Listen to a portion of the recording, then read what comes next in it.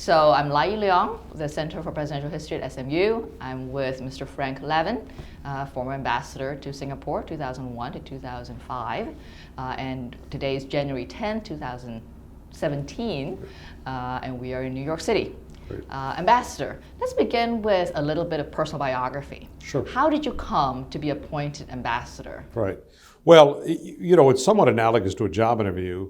So I can describe the process, but that doesn't fully answer your question, because as with a job interview, you're not quite sure, was there one attribute that people really liked? Was there something people didn't like? Was it close? Was it easy? You're never told this even after the fact. They just sort of say. But I had at least one, I think, very strong attribute, which was fitness for office. Meaning I had a background in Chinese language, a background in economics. All my discussions with the State Department and the Bush transition team were along the lines of the number one initiative in Singapore for the George W. Bush administration was the free trade agreement. And I had a background in that, in trade negotiations and the economic issues. So that was viewed as a very good fit. And the other attribute was that I had worked with a lot of the leadership of the new Bush team in the old Bush administration or in the Reagan administration. I worked with Secretary of State Colin Powell, had been my boss 2 different times. Jim Kelly, the Assistant Secretary of Asia, had been my boss, or I'd worked with on the National Security Council staff. So there's a high degree of familiarity, of trust, of confidence. So it was a good fit, I think. And I knew the political team. I was for Bush for president. I was active supporting his campaign. So in some respects, it was sort of a logical move. So prior to your appointment as ambassador, give us a background in terms of what was the U.S. approach to Southeast Asia at that time? I think if we're sort of looking at the end of the Clinton administration and the beginning of the Bush administration, how people viewed the region, I think the people who viewed it as important were not huge numbers. There was limited awareness of the region. I think we've got a few things going on. Remember the times. One is a lot of U.S. foreign policy and international architecture still, say 8 years after the end of the Cold War, was still defined by the Cold War. I mean, the primary orientation of the United States foreign policy was still very Atlanticist, still very European-oriented, NATO-oriented, and beyond that, then it was alliance-oriented.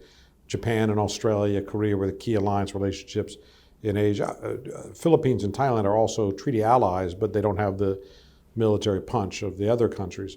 So that was the primary organization, was sort of a Powell Mill foreign policy, still somewhat defined by Cold War legacy relationships. Now, I think people who had an Asia background knew that was a dated view, that it was incumbent on the United States to get its game up and to devote more effort to the region. There's another very interesting attribute of Southeast Asia. People say, why is there this problem sometimes with U.S. underweighting Southeast Asia? Structurally, there's some challenges there for Americans. It's maybe the largest region in the world where there's no significant expatriate group in the United States, with the exception of Filipinos. There's a Filipino population in California, Hawaii, but there's not a significant group of Thais or Indonesians. There's some Vietnamese refugees, so the lack of cultural or personal connectivity and familiarity with Southeast Asia is, I would say, aberrationally low. The other interesting point is I think only in the last few years has nonstop air service started. I mean, it is extraordinary given the population base of ASEAN and the economic weight of ASEAN. The air connectivity there is de minimis, and at times non-existent. And so you're saying this is just hard to get to. There's just less connectivity, less familiarity, and so forth. Now, that's changed a lot, particularly in the last 5 or 10 years. There is air connectivity, not just SQ, but there's Garuda, there's Philippine Airlines, there's other airlines as well. There's a lot more economic activity going place. The region's gone through a good decade of economic growth. But you really couldn't say that in the year 2000. If anything, the currency shocks of 1999 were really disruptive in Southeast Asia. There hadn't been a high degree of interest in that part of the world from the multinationals anyhow, but I had been working at Citibank in 1999. People said, look, there's just a lot of problems in Indonesia, a lot of problems in Malaysia. I mean, they both sort of got through it, but it was painful for them and really ground economic growth to a halt. So for all of those reasons, I think the Bush administration came to office with Assistant Secretary of State Jim Kelly, very strong Asia focus, very strong Asia grounding. He knew that the U.S. was underweight in the region and that we just had to get our game up. In that context, the U.S.-Singapore Free Trade Agreement was viewed as one of the more important building blocks. We don't have an enormous array of tools, but one tool to try to take the relationship ahead was let's get that free trade agreement going. And I know we'll talk more about this later, but interestingly, one of the core benefits of the free trade agreement wasn't simply efficiencies allowing for more trade, but it was a signal to market that people in America didn't even have a reference for Southeast Asia. They'd never been there. They didn't have any friends from there. They didn't have any business there. So it's very hard to start the conversation. So at least the FTA said we can start the conversation. And one of our catchphrases after the FTA was passed was we have a free trade agreement with Canada and we have one with Singapore. So for a lot of Americans, that equilibrated the two. In some respects, that's accurate, but the catchphrase was, if you can do business in Canada, you can do business in Singapore. So it was just a very dramatic way of signaling to the U.S. business community to say, look, the degree of difficulty in Singapore is de minimis. So you can figure out a way to get there, figure out a way to do business. Mm-hmm. Now, the free trade agreement idea with Singapore actually started under the Clinton administration. That is true. This is the famous golf game between President Clinton and Goh Chok Tong, where Clinton, at the end of his presidency, got to Singapore, played a night game of golf, which is not that usual in the United States, but I think in Singapore more common, and they talked about it. Now, you've got to believe, given the nature of the presidency and the prime minister's office, that this probably was not as spontaneous as generally discussed. But it was important for the two of them to meet and have chemistry about it and to be able to present it as a discussion among friends, right, which they did. But you had to believe there was a antecedent work done for a number of months there. What about security? Where does security fit in with this whole approach to Southeast Asia? Well, the security relations are always an important building block of what we're doing there. It's not directly related to the free trade agreement, I have to say. But what you'd want to say is that U.S. interests in Asia, even at that time, are on the rise, right? Even if the economy and the trading patterns and political relationships are primarily Atlantic, we can see that China is beginning its long-term economic growth, and we can see trade patterns emerge across the Pacific. So we know that the relative importance of the Pacific is going to grow, and that there needs to be commensurate attention given. So there were mechanisms that went into place like the Shangri-La Dialogue, just track 2 mechanisms that allowed parties to discuss. I think you had an increase in operation tempo and exchanges and exercises and so forth. It's all at the margin. I don't think it was a night and day shift, but just a reweighting to say we now need to be prepared to just engage more with Asia partners than we historically have done. I think that, I'd welcome that. I think that's continued apace. I don't have the numbers for you, but I think if we look at, IMET, which is our line item in the Defense Department for training program, I think you'd see steady increase for ASEAN members over the last 16 years. Mm-hmm. So you went out to Singapore in August Right. 2011, Right. And then of course a month later 9/11 2001. happened. That's right, That's 2001. right. That's right. Thanks for the correction. And then of course a month later 9/11 happened. Right. So when you first went out, what were your expectations for what you were going to do? I think a lot of diplomacy is a coverage job, if you will. You're trying to understand where the government is going, the host government is going, understand the issues, their point of view, be able to express your point of view, be able to reach out to other constituencies, students, business community, whatever, civic groups and so forth. And a lot of it's sort of a conversation. One of the enormous advantages of Singapore as opposed is that English is the dominant language. There's a high educational level by nature of that society. They're internationally oriented. So there's always a lot of receptivity there to this sort of conversation. So we did an enormous amount of outreach activity. There were no burning issues. There was nothing on fire. There's no emergency. I would think you'd say the Singapore government always seeks to sort of recalibrate its relationship whenever the U.S. president turns over, you have to sort of plug back in again and make sure everybody's aligned. But that wasn't such a stretch in 2000 because, again, you had people like Colin Powell, that was well known, and even if George W. Bush wasn't well known, his father was well known, and Dick Cheney was well known, and Donald Rumsfeld was well known, and Condi Rice was well known, and I mean, so these weren't strangers to Singapore, and Singapore does a pretty strong job. Pretty strong job of regular Washington visits and consultations.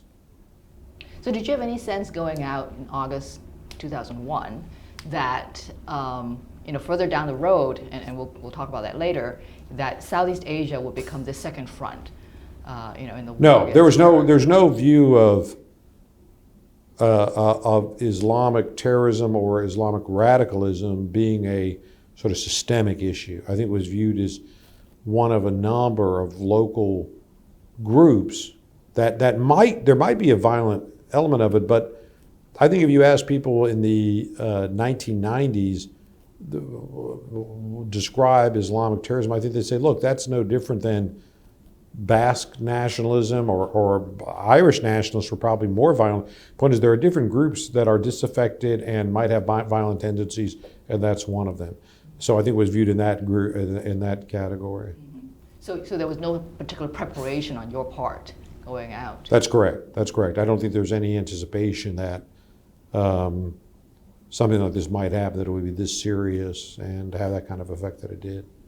Okay. Let's talk about 9/11. Sure. So where were you? What were you doing when 9/11 This was night. happened? This was night. We're 12 hours off then, so I'm 8 o'clock, 9 o'clock at night. And you always sort of have a TV on, even when you're in cable traffic or sort of putting, it's always sort of on. And I remember the first plane hitting, and then I went to my computer. At that time, you sort of had a computer room and a desktop. So I went to the computer room, and I can't remember exactly what I was doing, but I got a phone call from the embassy. And I remember the person telling me, well, the first tower's gone, it's disappeared. And I said, well, I challenged that. I said, it's not gone. I mean, it might be obscured by smoke or you can't see it. It's not gone. No, it's gone. You need to look at go back to the T.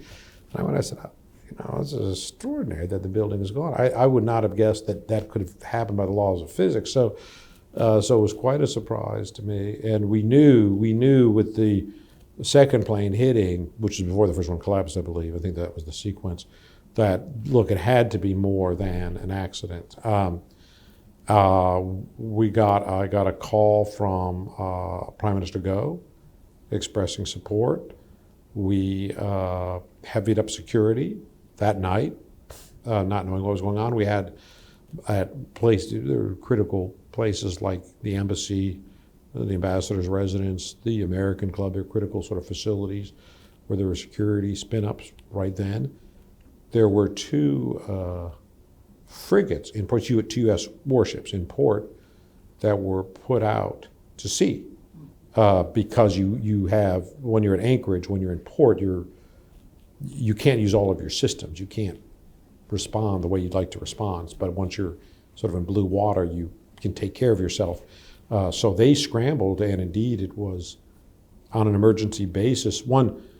There's a protocol for when ships are in port and leave is declared that something like, and it varies, but it's roughly something like 1/3 of all crew complement must remain aboard at all times, and 2/3 have shore leave and do whatever they want. And in practical effect, it usually means sort of 50% plus are there because people are, sleeping or writing letters or whatever they're doing. They're not everybody's downtown. So both ships went out to sea right away, and then they had to ferry out remaining crew that are mobilized to get there. So those were all the activities of that night. So when was the first time that you heard, and what message did you hear from the U.S. government? I don't recall what cable traffic there was overnight.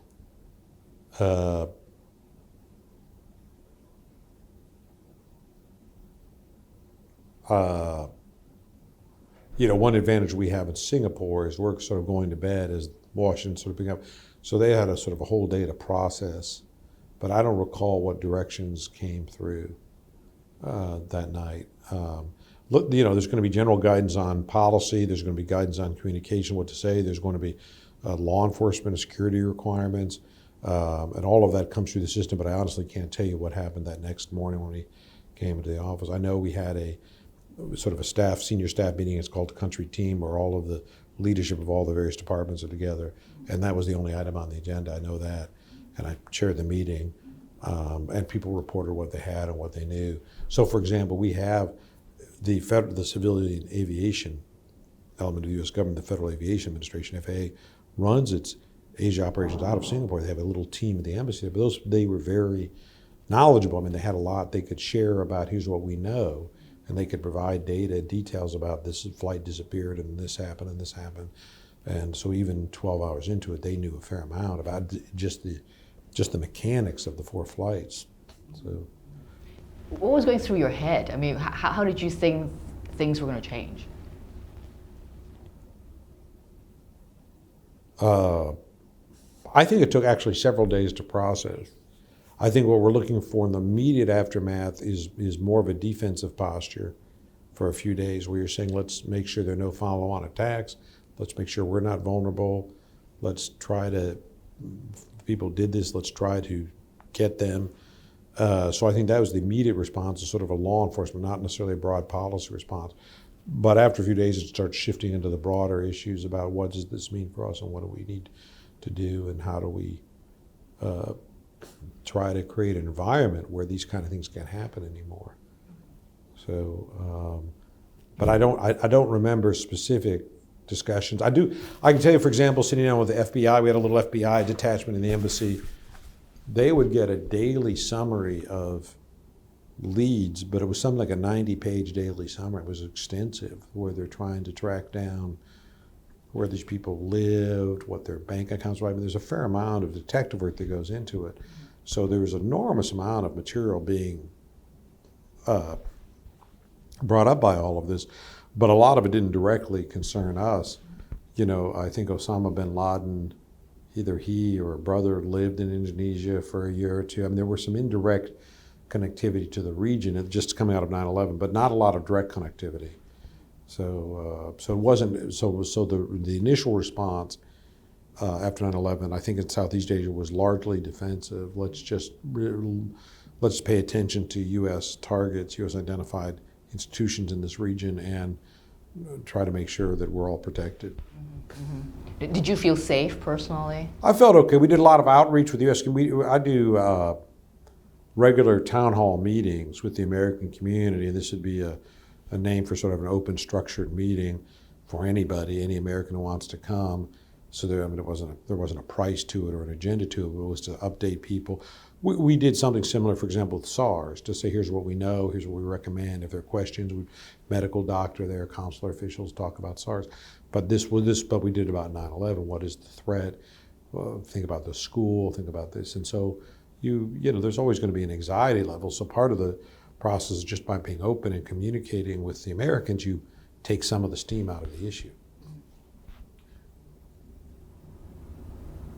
So when did they begin to develop a sense that maybe U.S. priorities in the region might have to shift a little bit as a result of 9/11? Yeah, I think within days. Again, with the first immediate shock is defensive, and then you think about, look, what are we doing in this part of the world? What kind of outreach do we have to do? And there definitely was a shift right after 9/11 too. Could you walk me through the process? How did that shift come about? What was the thinking behind it? Yeah, and again, a lot of it was not Singapore related. I think the view was, look, there's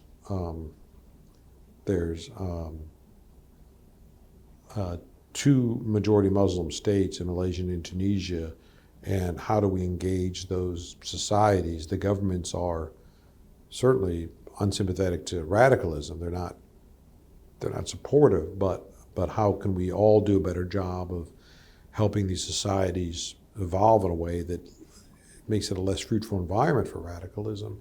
So those discussions are mainly KL and Indonesia, although some did take place in Singapore, but Singapore government, I think, had long held the same level of skepticism about Islamic radicalism to begin with, to say this is a vulnerable segment of the population and we just need to police it and engage it and just make it as unfruitful as possible for the radicals to try to hold there. Largely successful, but as we know, not 100% successful with that policy. Look, we're not the stability of these societies has to depend fundamentally on the societies themselves. And the United States as an outside party can contribute to an outcome, but the outcome really has to be determined by the governments and the people themselves. What kind of society do you want to live in? Do you want to live in one that is dominated by violence or by radicalism? Or do you want to live in a sort of prosperous, peaceful, engaged, internationally linked society? Well, there's no doubt that certainly Indonesia, but even Malaysia and Indonesia people want that latter course, right? But they've got to work to get there. And there's always some people in denial. And I remember discussions in Indonesia where pretty senior people were saying, look, we're not that kind of society, don't worry about it. Which, you know, is on the one hand is true, on the other hand, it sort of misses the point, I think, of the concern, which is we know Indonesia is not intrinsically violent, but violence can flourish in a society if there's not proper sort of policies and proper sort of approach to it. So it can still be, it can be potent enough that it can cause quite a bit of damage, even if we know 90% of Indonesians would reject it. So that's the nature of concern of a radical movement, is that by human nature, people aren't radical, and they certainly aren't violent, but a very small group can have some potency. So you had, you know, radical preachers in Indonesia, imams in Indonesia, who would say it's the job of every good Muslim to kill an American or kill a Westerner. That's where you go to the Indonesian government and complain about it, and they say, well, don't worry about it, because people in Indonesia aren't that way, which, again, that's true, but you're sort of missing the concern, because if 1 in a million do go along with it, that's a few hundred people. So you've got to have a system that's better than 1 in a million defect oriented. So it took a while, I think, my impression was the Malaysian government was a little more switched on in this regard, a little more on the ball. The Indonesian government was a little slower on the uptake, and it really took sort of the Bali blast and some of the radical activity in Indonesia that got them spurred up. But I think Singapore was always sort of concerned about this element of society. What do you think accounts for that difference in terms of how the three countries we're talking about responded? Well, some parts of this are easy to understand. I think Singapore is a majority non-Muslim community, so I think their starting position is disaffection or alienation is more likely to come from a minority group. But by the same token, so they might overweight that concern, maybe. But by the same token, in Malaysia and Indonesia, it's a majority Muslim. So they would quite comfortably say, look, that's not where the problem is, which again is true in a very important respect, but it's not true in another important respect. So part of it just comes down to demographics, as people take a different approach to it. Singapore also has the attribute of being a very small state, so there's no defense in depth, so there's an enormous degree of security consciousness. And in Malaysia and Indonesia, neither of these societies have faced external threats, really. And I mean, you had communist CTs, in Malaysia, but there really is not an external threat, so they just don't have the same threat perception about who's going to cause a problem. Why would anybody cause this problem? Is sort of a typical. But what about the difference between, you said that Malaysia was a little bit more on compared to Indonesia, and why do you think that was? I don't know, except per capita income and per capita GDP is a little higher in Malaysia, so maybe it just has something to do with government capacity and the management ability and so forth, that maybe it's just, maybe they're a little stronger across the board in other areas as well. I mean, if you go back to where Indonesia was 16 years ago, I mean, just a much weaker administrative apparatus in terms of government proficiency and per capita GDP. I mean, it's just a much poorer nation. They've gone through a good decade of growth in these last 16 years, so it's really a different society than 16 years ago. Now, President Bush was very careful immediately after 9/11 to suggest that whatever actions the United States might take is not against Islam, it's not against the Muslim people. Nonetheless, when the U.S. invaded Afghanistan and of course later Right. Iraq, there was clearly some perception among some Muslims that this might after all be a war against Islam or Sure. against Muslims. So the type of rhetoric that was being heard, whether it was accurate or not, coming out of Washington, D.C., what was your sense of it based out in Southeast Yeah, Asia? I think you describe it accurately, that I think there were sensitivities in the U.S. from the start to make sure that this was not perceived as a religious war or war against Islam and so forth, and that the George W. Bush and others in leadership were very careful not to stigmatize the miscreants as Muslim. That so it was very paid a lot of attention to phrasing and how to put this. Regardless of that, there can always be hurt feelings or rankles and so forth. And there's also, look, you could have some sentiment among radicals. Some people aren't violent, but they're radical, meaning they're sympathetic to some of the violence or they're sympathetic to the perpetrators, even if they themselves wouldn't do it. So at least rhetorically, they've got it. I remember in Singapore, we had young kids give each other sweets after 9/11 to celebrate. So for some, there was this, it was, so in some quarters received positively. And again, we'd say, look, that person isn't necessarily violent, but that person is sure in sympathy with the violent people, and it tells you you've got an outreach challenge there, and maybe it's a very young person, and that person just needs somebody to sit down and say, 3,000 people were murdered. You've got to be very careful about whatever you think about is Muslim empowerment or United States or whatever. You've got to be careful about wishing for the death of people. So there's always these kind of issues, and no surprise at all, Lai, that in the course of this kind of debate, that those who are supportive of terrorists, of violence, will try to portray any U.S. action of saying, see, it's anti-Muslim. They want that religious war. They want that division. So that message is always out there from the terrorists. I'm surprised to hear you tell the story about the kid giving out Yeah. sweets, and this was in Singapore. That was in Singapore, yeah. So how? It was a grade school kid. And I think more than one. Yeah, the best you could say is this is egregiously bad taste. I think it's more likely a misplaced sense of sort of tribal identity, where somebody would say a co-religionist doing anything is justified or should be lauded, regardless of if it's a criminal activity.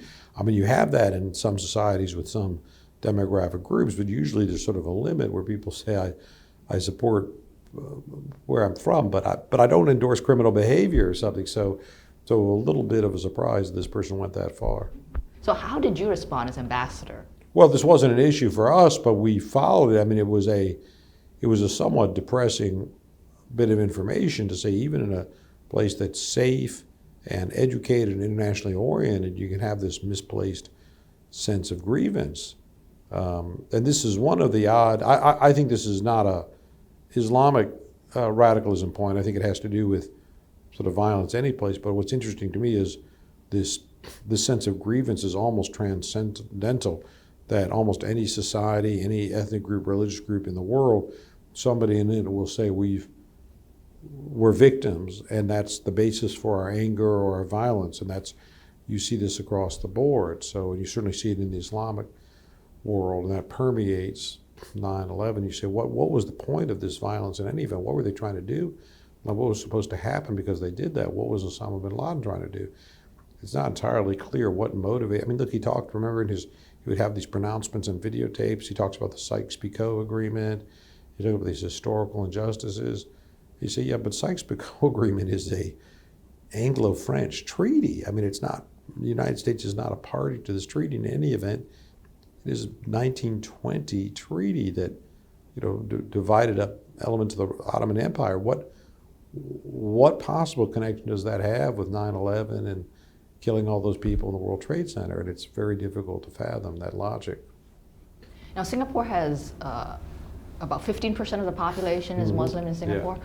So what sort of outreach did you do as ambassador? Yeah, we realized we had to get our game up. This is always in the cards, meaning you would normally, very comfortably be connecting with different Muslim associations and so forth in Singapore. We regardless of 9/11, part of normal outreach, Q&A, roundtable sessions, what's up So that's sort of already out there, but we definitely heavied it up. I remember one of my first talks was the Association of Muslim Professionals.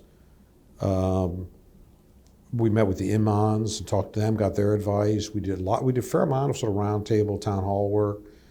Some of it was positive, some of it just wasn't. I mean, almost by definition, people who are unhappy about something tend to come to these.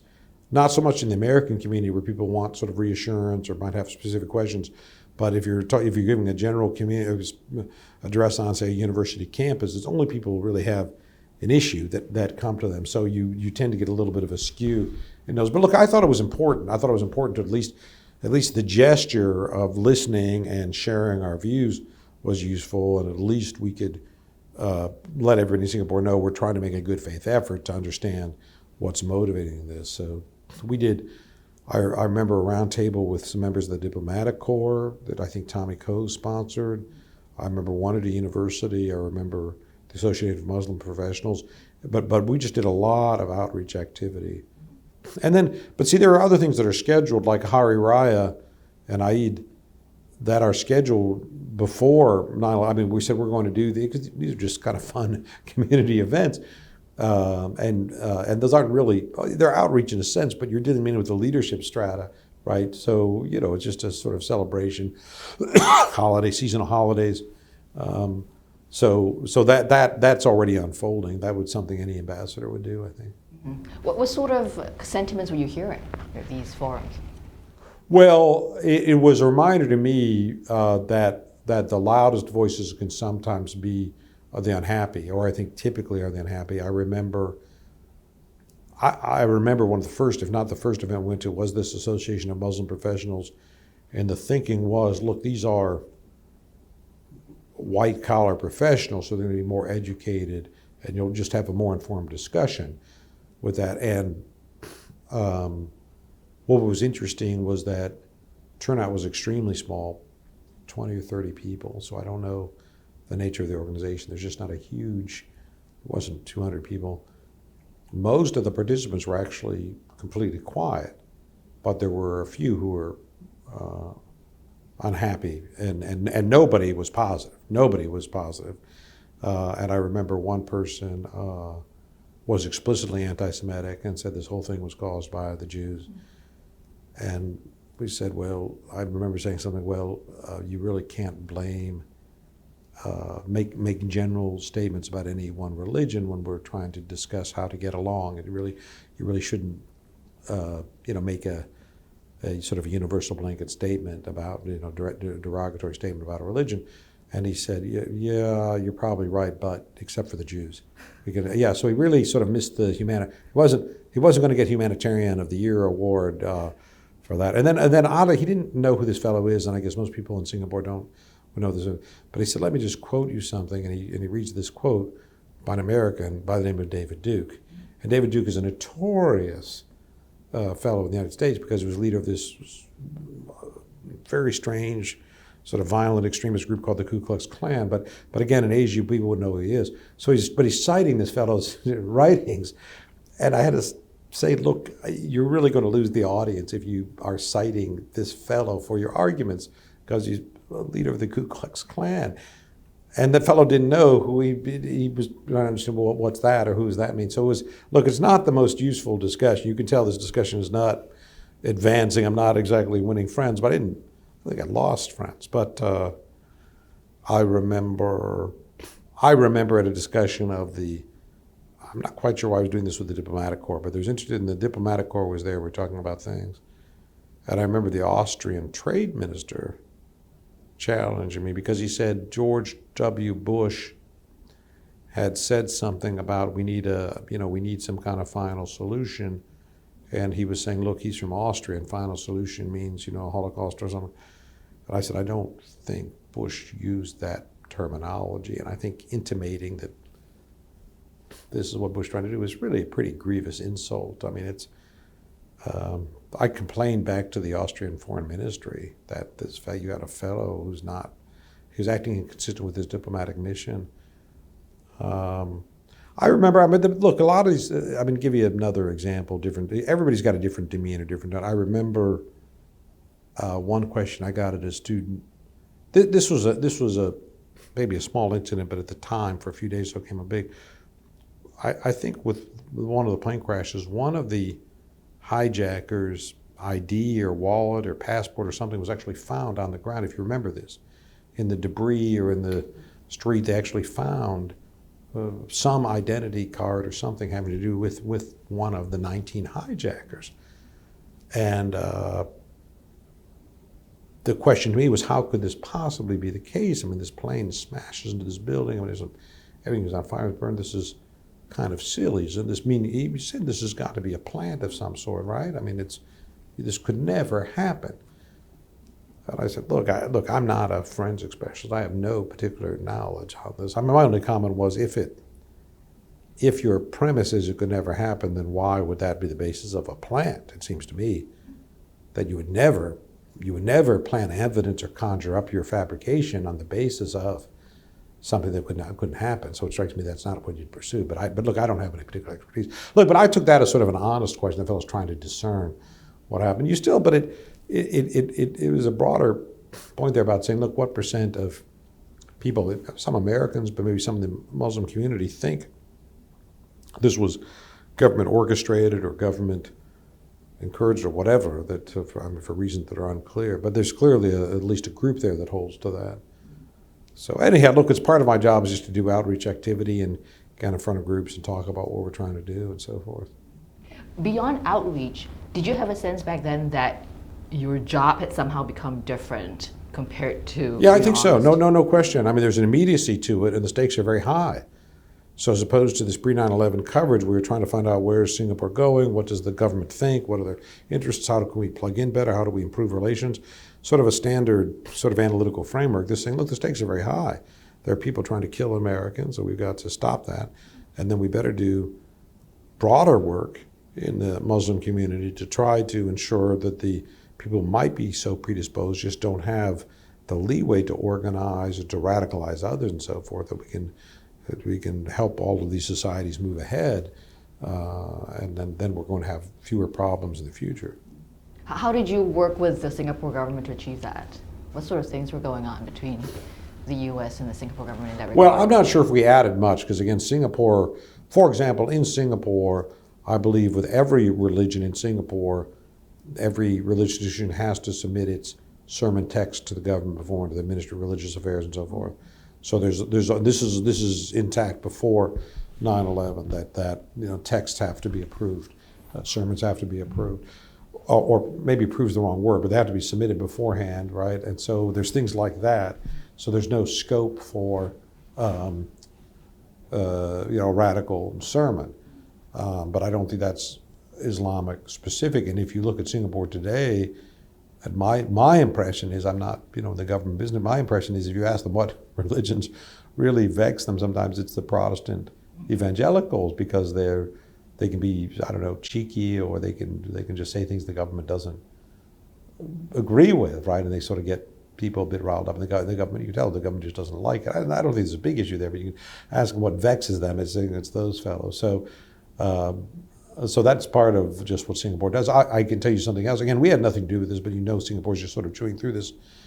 How many Singaporeans annually should be allowed to get a scholarship for a degree in theology, for example?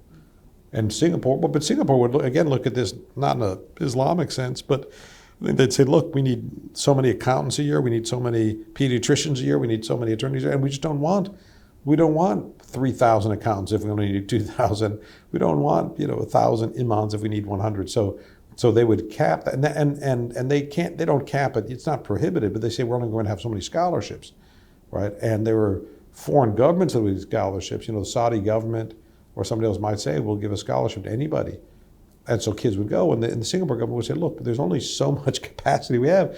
We don't need 500 kids going to Saudi Arabia for this. We'd say, by all means, pursue religious studies as an avocation, but as a vocation, you've got to learn something so that we can participate in business or a craft or something. So Singapore had a lot of these kind of soft management tools, but other things came up. I know that we did a lot of coordination with them to say the sensitivity to a visit to Pakistan or Afghanistan prior to 9/11 might have been reasonably low. There might be reasons why people would go. After 9/11 became reasonably high, so you're looking at passports, you're looking at travel patterns, you're trying to understand why does somebody need to go to Pakistan? I mean, maybe you are running, the Coca-Cola plant in Pakistan, that's okay, but there ought to be some answer to that question, right? And people say, I'm just visiting friends. Well, that's an odd answer. So a lot of sensitivities went up, a lot of screening went up. Singapore Airport, for example, does a lot of hubbing of flights out of Pakistan, out of Bangladesh, out of other kind of places, so you get transit of people. So there was concern there as well. There was our Immigration and Customs Enforcement, ICE, which is part of our Homeland Security, started a major program post 9/11 to coordinate with other ports about what kind of threshold and criteria they're using for their inspection, and can we coordinate our inspection? And the idea was the wrong way to do inspection is to wait till the ship comes to your port. The right way to do it is sort of permanent universal awareness of the ship, the cargo, the manifest, the crew, and you're always sort of in a conversation with that ship. But if you're going to do that, you need to have nodes around the world that can collaborate. But Singapore is fantastic. They have a lot of ship traffic through here. They have the exact same concerns. They want to be part of that conversation too. They don't want, even if the ship's coming from Los Angeles to Singapore, they don't want to just hear about it when it's in the harbor. They want to know who these people are, what the shipping line is, what the manifest is.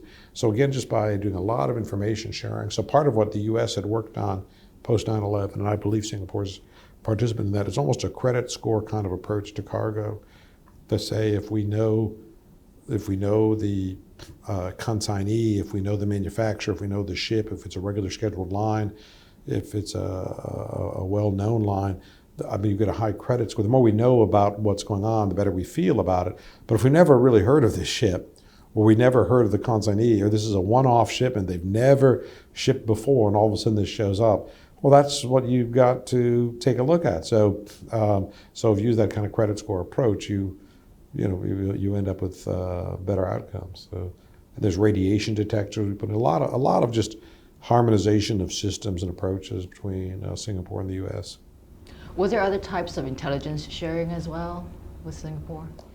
Yeah, I assume there's operational intelligence, but I don't know what kind of protocols there are. And again, a lot of this is not, I mean, if we get to the Bali bombing and we get to attack on the embassy, there is an enormous amount of coordination on that. But that's because we were looking at a sort of real-time terrorist act about to unfold. So everybody was on that. But that's very different, I think, than the question you're asking, which is to say, but look, there were in a lot of respects, like it's no different than criminal law enforcement. So we had FBI agents at our embassy in Singapore.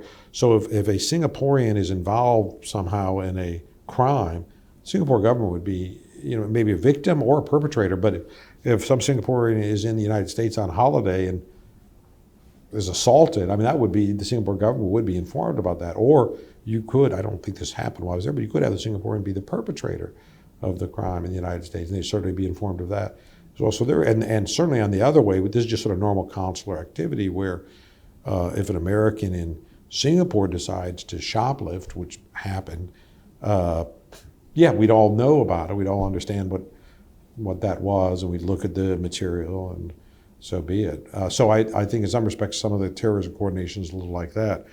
We found documents in Afghanistan. This is how we got to the attack on the U.S. Embassy, the planned attack on the U.S. Embassy, but there's material found in Afghanistan that's a monitoring of the U.S. Embassy in Singapore, so we know somebody's doing this, somebody's planning this. So the incident you're talking about is when is the one that you wrote about, that was published in Foreign Affairs, right? Mm-hmm. Let me just clarify that the intelligence came from the U.S. though, right? Because the U.S. were in Afghanistan. Well, there were at least two sources of intelligence. One was the British found a safe house in Afghanistan and had the surveillance video. The other was that somebody in Singapore made some reference to this to a friend, told the police. And so the person might have been in the network or related to somebody, might be secondhand or thirdhand. But there was a Singapore source as well as an Afghanistan source. Could you tell me the story of that whole thing? Well, yeah, we were told by the Singapore government, there is a plan to kill you. There's a plan to blow you up. The embassy, and here's what we know, that your embassy's been monitored. We've got the tape. The fertilizer's been purchased. 2 trucks have been prepared. There's a network of a few dozen people in Singapore, Jamaah Islamiyah, that is behind this. They've had drills or rehearsals or planning of some sort. They've procured the fusing material. The only thing that is missing that we don't have good intelligence on is the actual drivers. And I say drivers because the plan was for 2 trucks to go to the embassy. The first one is just to hit the gate. There's a security gate, and it blow that up. And then the real bomb can drive through and blow up the building. So we said, look, it's operational. This is going to happen within weeks. This is in the final moments of preparation, and the way they envision it working is they've done all the work, they put it all together, and then the suicide bomber comes in from Afghanistan or Pakistan or something, and there you go. So somebody's going to show up soon, and there's going to be a bomb. So this is what we're told by the Singapore government. They said, listen, we have to ask you not to do anything about this because we're watching them and we're trying to find out the whole network. So we've got to monitor them. But we had to tell you, obviously. But don't say anything. Don't make any public statements because you're going to give it up. And we ask you as the target just to continue your daily routine. So they're watching you, we're watching them. All right. They said, well, we've got no choice but to go along with this, right? I mean, if you're sort of cowardly about it, you sort of panic or flee, but then you've given it up. You've given up. So you say, we've got to play this as long as you can. And then from the Singapore side, it's almost a game theory exercise because, the longer you can monitor, the more likely you are to get one loose thread and find one more person. But there's a real risk in that, right? I mean, it's not a perfect world. So you're doing a good job monitoring, but you got to assume there's something you're not seeing. And if you're not seeing something that, is the deadly part of this, watch out, then you've overplayed your hand. So they had to make a tactical call about how long do we keep this going before we spring the trap and pick these fellows up. It was something like 10 days, maybe 11 days. And yeah, it's a little bit draining. I mean, you're all talking about, what's going to happen. They said, we're on top of it. We just keep on as before. So it's... So how did you alter? You were told not to alter your routine. Not to alter. We could not alter our routine, right. But what preparation did you make? Well, by the way, it's extremely different. It's like when you're about to go on stage for some performance and somebody says, just be yourself. I mean, that's the one time you can't be yourself. When somebody says, don't change your routine at all, of course you're immediately conscious about saying, look, I don't know how long does it take me to shave in the morning. I never thought about that. It was all routine. Or how long I'm in the shower in the morning. I don't know about that. And I know I had sort of a daily routine at the gym about what I would do. And so that was sort of formulaic. But a lot of what we do in the morning is by habit. And as soon as someone says, please treat your habits normally, of course you can't. But I think we more or less did it. I mean, I always went the same place. I didn't not go to the embassy. There's some places that were potentially quite vulnerable, but I had to sort of keep up that bit of travel, and you just have to do it. And look, whoever's monitoring us, we did a good enough job, I think I'd say. I don't think we didn't alter our routine. Everything we did had to be more or less in line with what we'd always done. Anybody who's watching us would have said they're just going through their daily bit. And you have to be visible on a few things to let everybody know you're still there and you're happy. And at most of the embassy, only a few people in the embassy knew. We used some ruses to do some light drills, right? We had a drill to make sure people had, if there's a white powder exercise, if people have breathing apparatus, we have auto injectors. If there's a kind of nerve agent used, you have to slam a auto injector into your leg. So we just had to do a reality check on our equipment, our safety equipment.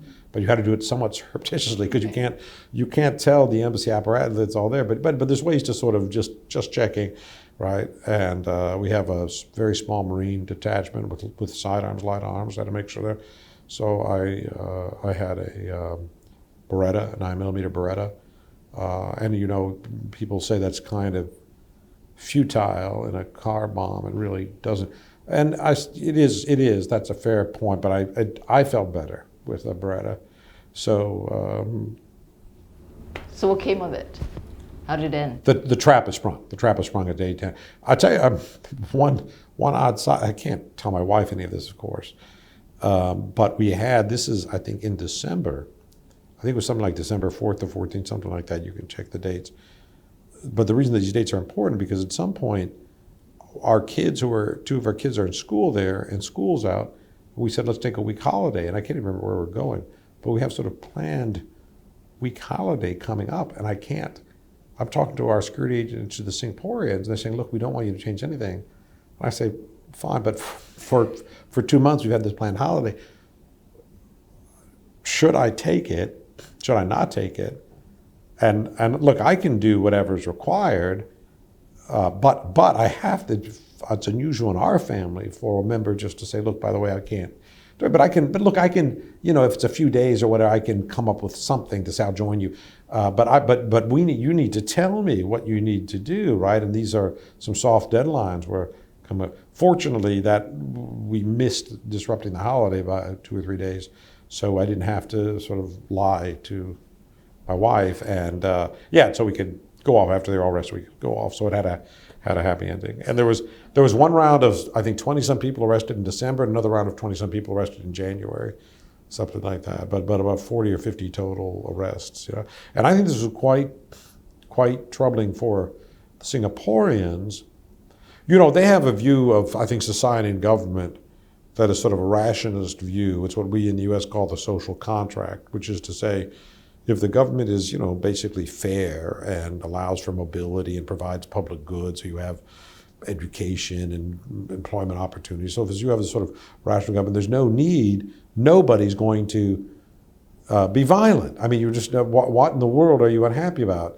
And indeed, you'd say, look, that's sort of 99% true, but it's not 100% true. But it was quite surprising to them to say, well, what is your basis? This isn't some impoverished nation with a cruel dictator or repressive regime. Day-to-day life in Singapore is pretty good. And you'd say nobody really has a basis for violence, right?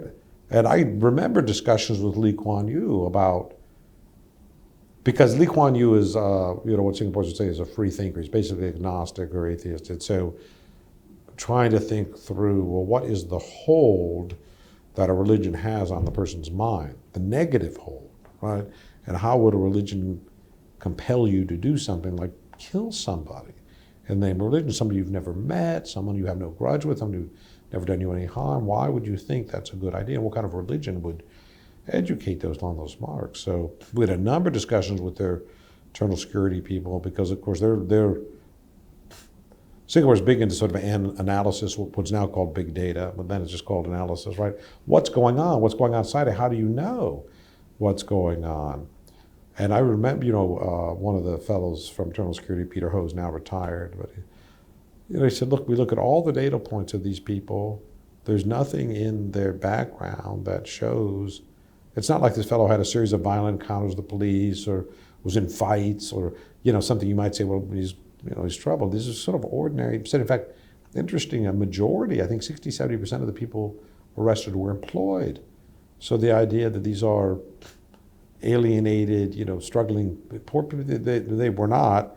And a significant percentage, I can't remember the number now, but a significant percentage had a family. They say, what are you doing? You've got a job, you've got a wife and kids. What in the world are you doing monkeying around with these violent groups? You're going to get in. I read some of the interrogation transcripts, and one of the fellows who they're talking with, sort of a casual chat, he says he has 4 kids, and the prosecutor or the government official is sort of saying, well, you've got a 20-year sentence. You're not going to see your kids for years. And the person started crying. It was very poignant to say, but what but what here is a surprise. What here is something that you would not have given a minute of thought to 6 months prior. I mean, when somebody came to you and said, look, I've got a really good idea, we're going to blow some things up, what in your mind said, that just sounds like a terrible idea, right? And what did you say, let's go do it? I mean, so there's this sort of romantic element of it. Look, I honestly think the religious part of this might be overplayed, but I think meaning it's not a theological point necessarily, but I think there's a sense of alienation among some people where they say society doesn't work or isn't fair, and so I have this right to strike back. Right? Now that's enormously misplaced, but people hold to this. People have this sort of grievance theory. So that's part of what's going on. And oddly, I think it's almost just a statistical given, Lai. Some people, I think, just have a propensity for violence. It was striking to me that 100% of the people arrested, I think the first group were male, and sort of 90% of the second group, it was overwhelmingly men, overwhelmingly young. And you said, what is it about young men that if you say, look, I've got a really good idea, let's go blow something up, that some people respond and say, that is a really good idea, we ought to do that. So there's just some odd psychological predisposition, whether there's a romance or view of danger or a view of mission, that their life is more important, or it's just sort of the dramatic element of saying we're outwitting the secret police or doing something, we're hurting Americans. I mean, there's something about that. And when you look at terrorism around the world, it's overwhelmingly male, overwhelmingly young. So there's something going on there. I'm not an expert in this area, but it was striking to me, it was striking to the Singapore government that this is sort of a reasonably mature network in Singapore of violent people.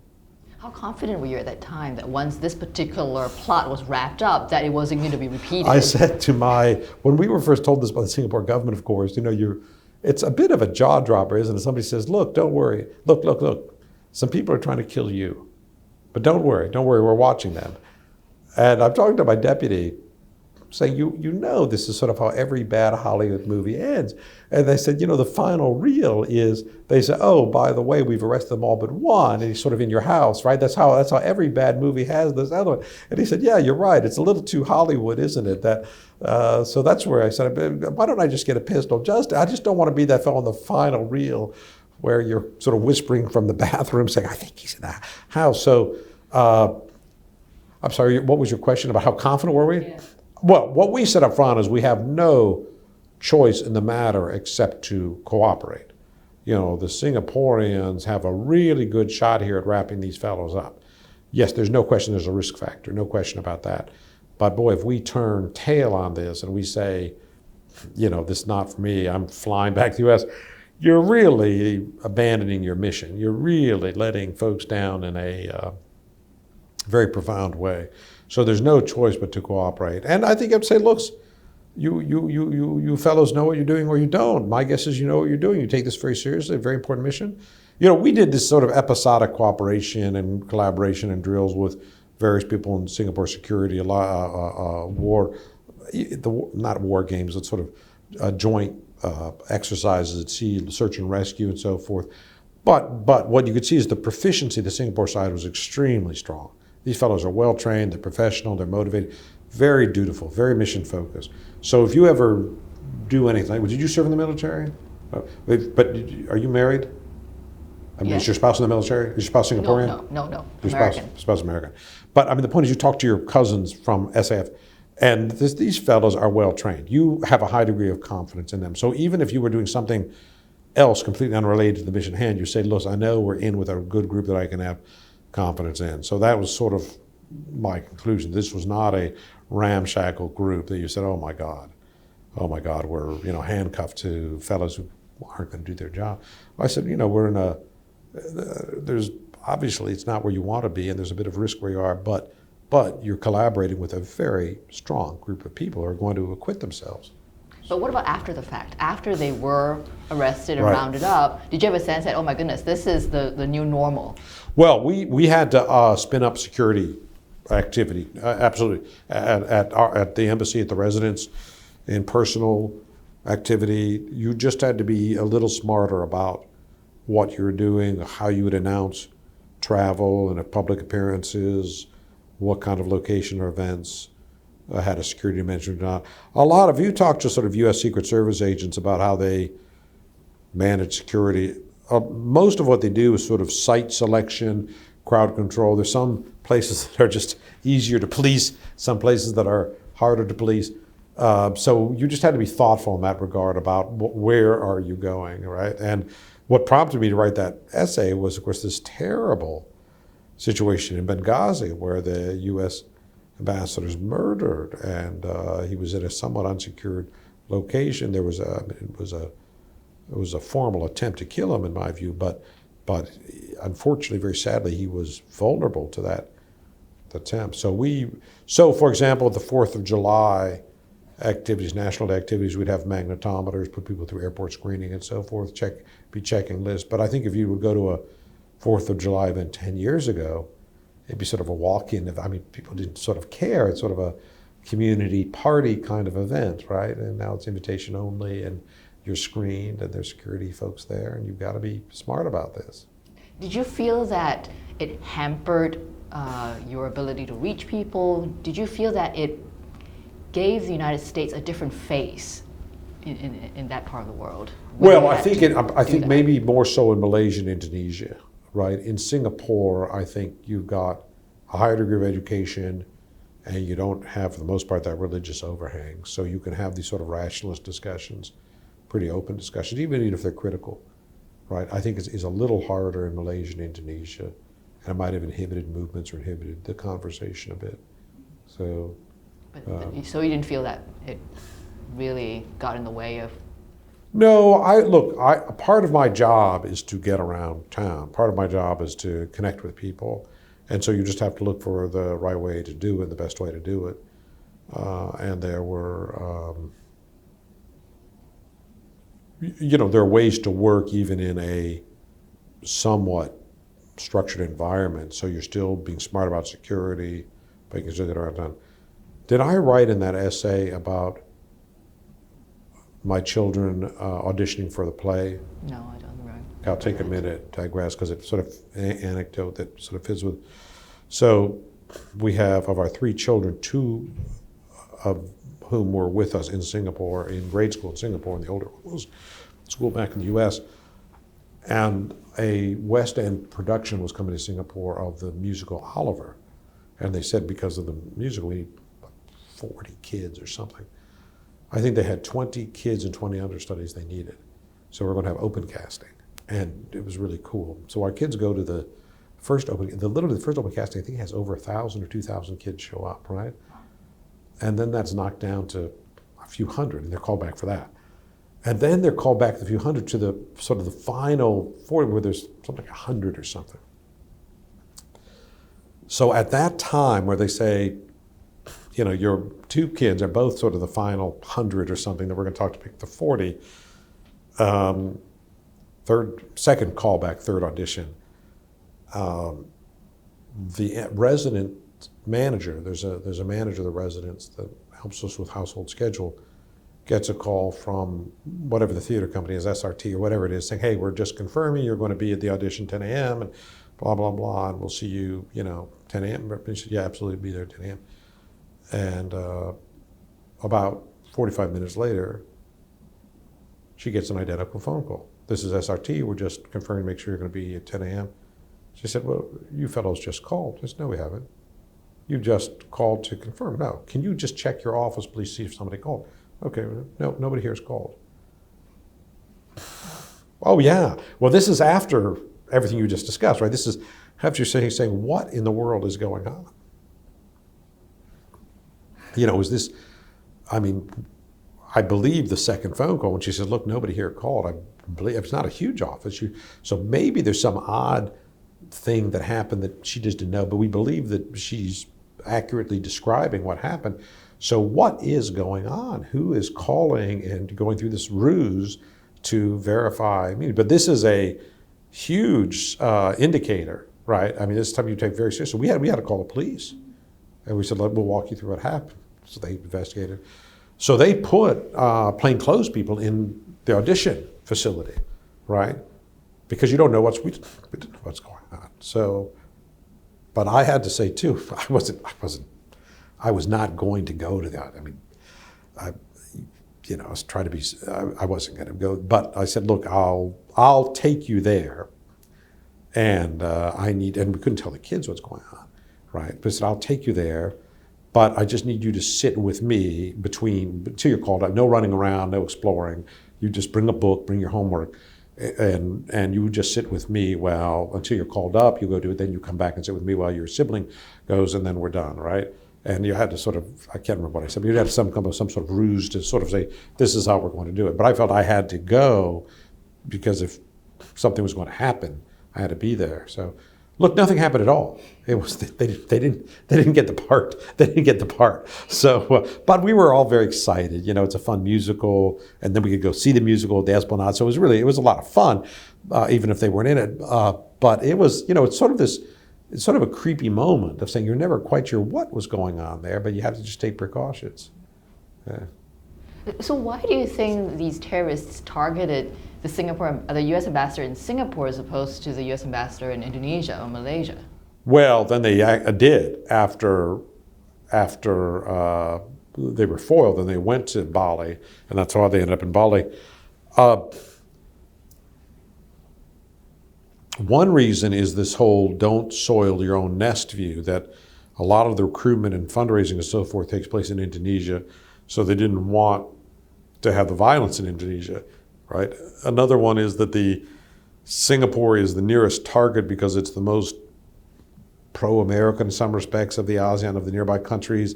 It's majority non-Muslim, so it's sort of more appealing target in that sense. Whereas for an Indonesia-based group to blow something in Indonesia would have resulted, I think, in some negative consequences of the group. And I think the Bali blast did. I think you had a lot of public opinion really move away from saying, look, even if you're unhappy with America or whatever, we don't endorse violence. So that hurt them.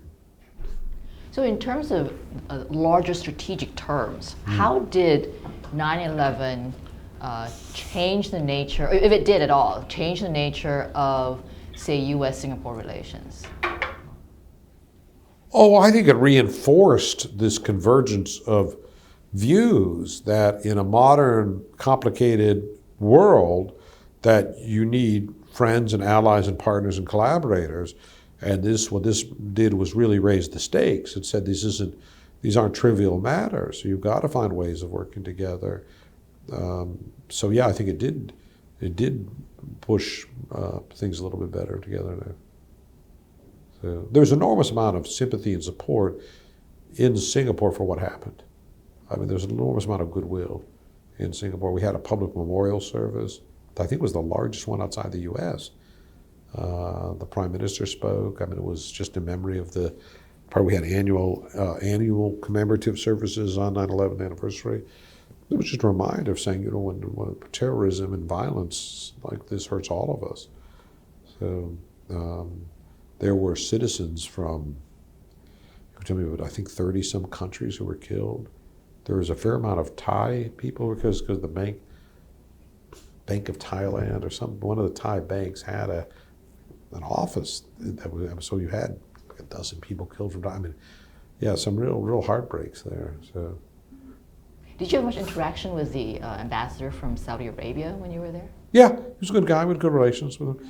Well, I think they were just absolutely mortified by this, right? You can look. No government endorsed this or supported this. I mean, the governments were horrified. You could always debate what the response should be or the policy response, but the government responses were, I think, very professional, very sincere, and touching. We had people sign condolence books, and so forth.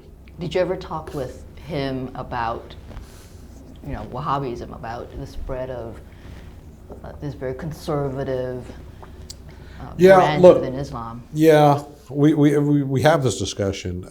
Look, in fairness to him, he's with the foreign ministry. He's internationally oriented. He's not really in a position, I think, to do something directly about it. But I think he's broadly sympathetic to the point to say, you've got to be careful about religious instruction because the more that you instruct your adherents that they are not just sort of superior than others, but the others because they're inferior it's okay to harm. I mean, be careful about that. You're pushing people down a path which is never going to have a positive outcome. I mean, I think he agreed 100% with that. The Saudi Arabia is not the ambassador is not the problem, right? The problem is sort of societal. I think that the Saudi government was funding mosques and groups that were tied to radicals and maybe even terrorists. They were pushing the problem offshore, if you will, and domestically their society is so closed that sometimes it's hard. Something all young people like, back to this, what moves people to violence, some impulse of all young people is that need for autonomy and self-directed activity. So we all, that's part of a definition of an adult, is that you're in control of your own life. Look, and most of us can find it pretty readily because you develop a craft, a skill, hobbies, friends, a calling, so you can assert yourself and find yourself and express yourself in any kind of way. But if your society doesn't allow for that, then maybe that does push more to violence. That's the only outlet. Maybe it becomes more appealing. So I think there are problems within Saudi Arabia as a closed society. That I remember talking later, years later, with the Saudi ambassador to the United States, and he was intrigued about YMCAs and community basketball. And he said sort of anybody can set up a basketball league, and pretty much. I mean, some places it's sort of more structured and more mature, and some places it's sort of more spontaneous and you pick it up. But anybody can certainly do it, and it's typically, I mean, unless there's money involved, I mean, there's typically completely unregulated. I mean, if you're paying dues, or there might be some regulation. It's an NGO, but most of this isn't even an NGO. Most of it is no money at all. You're just showing up and playing, and it's just somebody puts out an email. Right? But he was intrigued with this. This was sort of novel to him, and I was really surprised that he was intrigued, because I said, "What else would you do?" I mean, to my mind, it makes me the most ordinary. That you'd have sports outlets and other kind of outlets, and it'd be spontaneous. I mean, there's no national sports ministry in the United States that sets up basketball. It's frequently done through schools. It can be done through religious groups. It can be done through any civic group, but sometimes it's just neighborhood type grouping. So I was really kind of surprised that, I mean, the implication is, look, in Saudi Arabia, they don't have anything like that. So I say, well, what do you do? What would you do if you wanted to play basketball in Saudi Arabia? So I don't know. I've been to Saudi a few times, but always just on government meetings, which are fine. I mean, they're normal kind of government meetings, but and you get around a little bit, but I don't have deep insight on Saudi society. Yeah. Now, you mentioned the strong sympathy, at least in Singapore, when 9/11 happened and so on. Did any of that change, not necessarily at the government level, but at the societal level, when the U.S.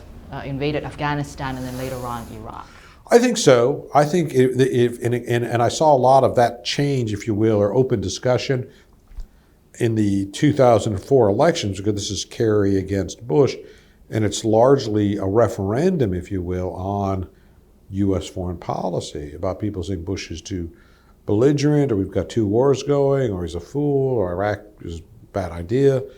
So you had sort of broad discussion in the U.S. community, at least on these points.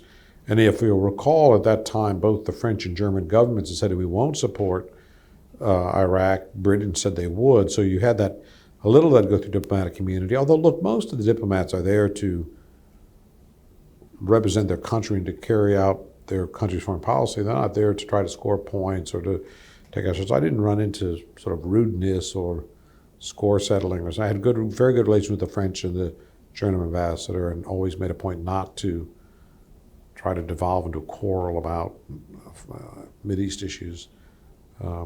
So there wasn't a huge amount of what you articulated, but there certainly was there in 2004. What about within the Singaporean community? Did you have a sense of that too? I think in general Singapore was comfortable with, people were comfortable with the decision to go into Afghanistan.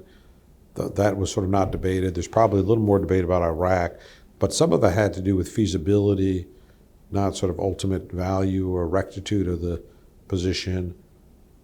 No, I didn't have, I mean, there was always a blogger saying America's got it wrong. I mean, in my view, that's a healthy society. I didn't view that as a problem. No, I didn't detect widespread criticism or unhappiness with what America was doing. But we wouldn't. Part of that is just the diplomatic ethos to say, look, if somebody's a friend or in a casual or social setting, talk about anything you want. That's fine. That's the way friends talk. But if we're in business trying to work on some problem, you normally wouldn't raise an extraneous matter and say, what do you think about this? All right, so, a good number of these discussions, you're just trying to solve a particular problem on visas or something, and nobody's going to say, by the way, what the heck's going on in Iraq? So I didn't detect deterioration on Singaporeans for America. I think there was deterioration in Indonesia and Malaysia, and I noted when the typhoon came about, I think at the end of 04, or was that 05? I think it was the tsunami. The tsunami. I was involved with some of the Java relief efforts, and it was really striking. And there's polling data that came out, but it was something like, before the tsunami, something like 23% Indonesians had a positive view of America. But we provided more aid than anybody, and afterwards something like 70%, as you would expect. I remember, though, somebody in Jakarta was saying, well, isn't this the beginning of an American invasion or something? Where you said, well, it's on this isolated strip of Java that nobody, I mean, if we're certainly invading the Sumatra of the wrong, Aceh. Aceh is this corner of Aceh. I mean, it just, if you look at the map, you say this is preposterous, and we're bringing in all this food and water, medical treatment, and so forth. But it showed you there was sort of a widespread negative view of America there. It did kind of turn around because of the tsunami relief. What about when Abu Ghraib happened? What was that? Yeah. Did that present a challenge? Yeah, again, that didn't bubble up in Singapore the way it might have in Malaysia or Indonesia. But you had all of these jolts. All of these jolts would come through, and you'd have to blend them into your remarks and say something about it. So, Did you, it doesn't sound like from what you're saying that there was any shift in the perception of the U.S. in terms of, perhaps a new understanding of the U.S. as being vulnerable, or a new sense of the U.S. as being maybe overly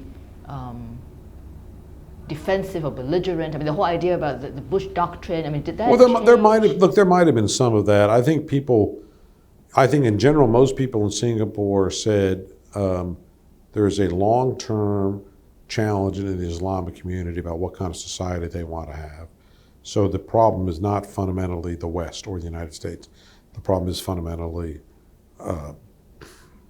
radical Islam. So if that's how you approach things, you're somewhat sympathetic to what the U.S. is doing. Yeah, Bush would get criticized for his phraseology, for supposed stridency, but again, you didn't get a lot of that from Singapore. You would get that from talk show hosts in the United States or Europeans who weren't sympathetic anyhow. I mean, that criticism was out there, but I think Singaporeans didn't find it a problem what he was doing.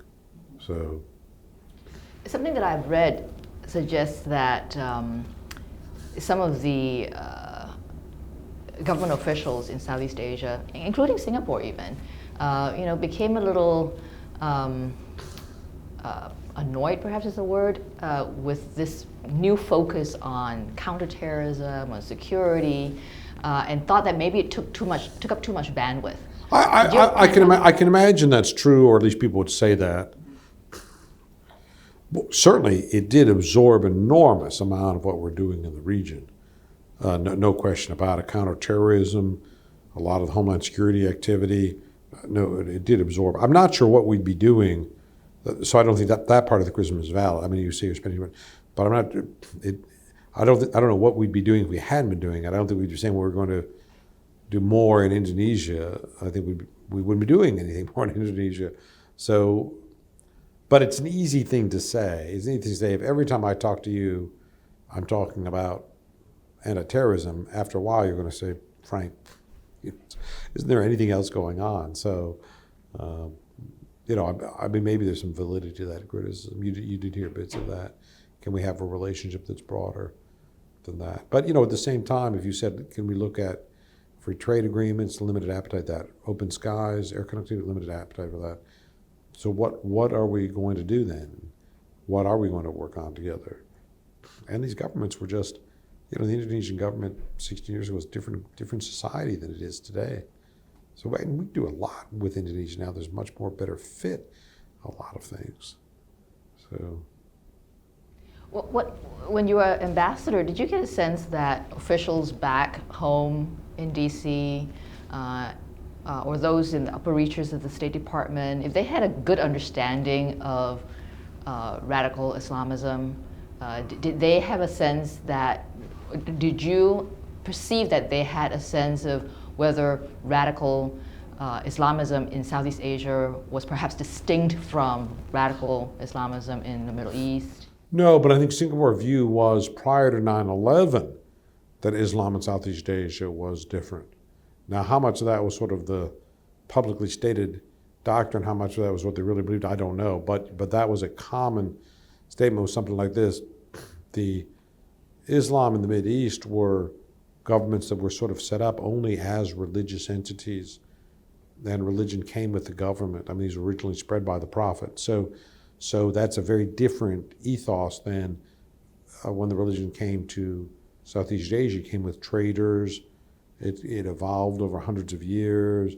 There's some elements of it which are sort of syncretic and connected to indigenous religions, and there's a lot of societies that have sort of different kind of orientation. So it's a different kind of Islam or a different society than which I think. And look, Malaysia is democratic. Indonesia is democratic.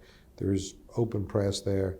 These aren't multicultural societies by any means, but they're far more multicultural than Saudi Arabia. I mean, Saudi Arabia is unicultural.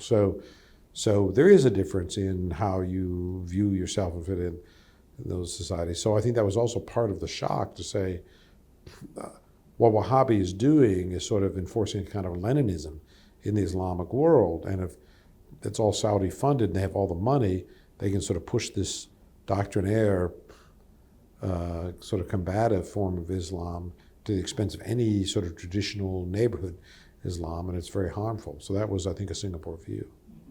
What about the U.S. view? Did the U.S. agree with that view? And did it change that view after? Well, I would add something. I don't know, but I would add another point that you hear from the U.S. side. The difference is because the folks in the Mideast have their policy defined in many respects by Israeli-Palestinian issues, or the folks in Malaysia, Indonesia. That's part of the rhetoric, perhaps, but it's just not the key driver.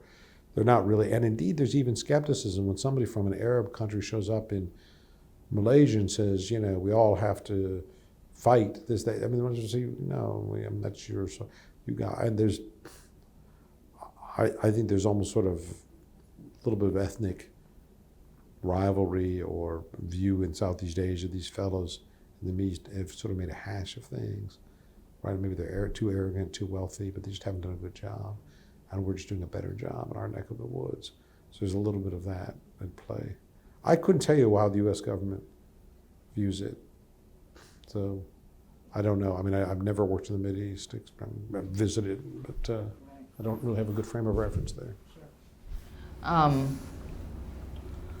Did you get a sense of, at some point, I forget when exactly, I think it was President Bush or some senior official who had said, Southeast Asia is now the second front in the war on terror. Somebody did that. Yeah. Do you recall when you heard that, what your reaction was? Well, I would tell anybody, be careful of your rhetoric. I don't recall my exact reaction to that, but I just always try to not use rhetoric that's going to raise anxiety and raise friction. So I personally would keep away from that kind of language. Right, so. Do you recall if you had to sort of explain what that meant to I don't. I remember hearing it. I don't like the sort of military metaphor of a front.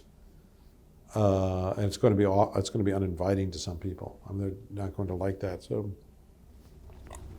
there's been criticism that because of the focus, and justifiably perhaps, on counterterrorism during the first Bush term in particular, that other aspects of diplomatic relations were perhaps neglected.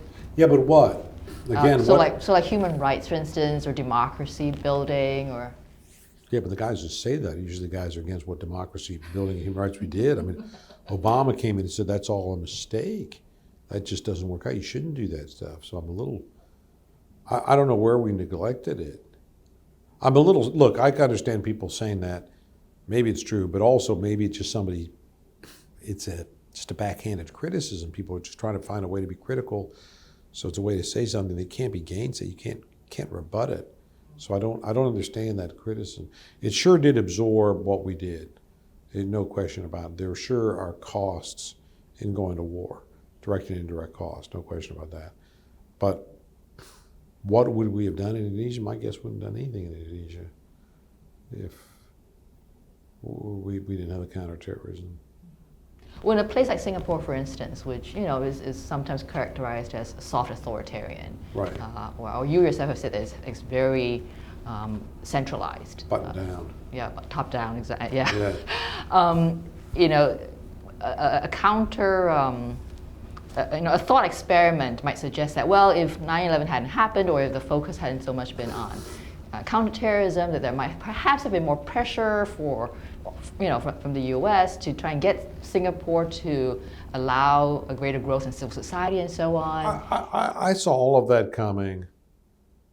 No, I don't think the premise is true. And I think you'd say, look, Singapore has moved step by step, gradually toward more open societies over several decades.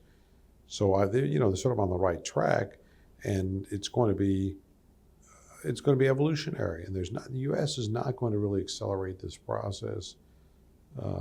So I don't see that